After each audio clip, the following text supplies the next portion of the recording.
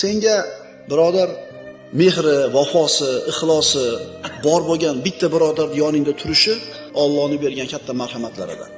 Yoningizda bitta birodar bor, mehri bor sizga, shafqati bor, ixlosi bor, vafosi bor, qalbi sizga nisbatan toza. O'shaqa oynadanchi bitta bo'lsa hayot zo'r bo'ladi.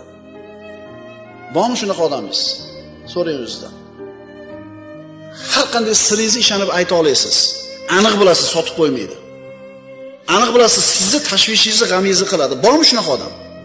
Qiyomat kunida hamma qo'rqib, ahvoli nima bo'lishligini bilmay, xavotirda turgan paytida Alloh taolo aytadi: "Men uchun bir-birini yaxshi ko'rganlar qani?" deydi. "Men uchun bir-birini yaxshi ko'rganlar qani?"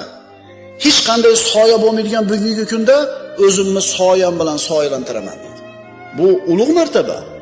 Bu katta narsa. Demak, bunga olib boradigan yo'l ham oson bo'lmaydi.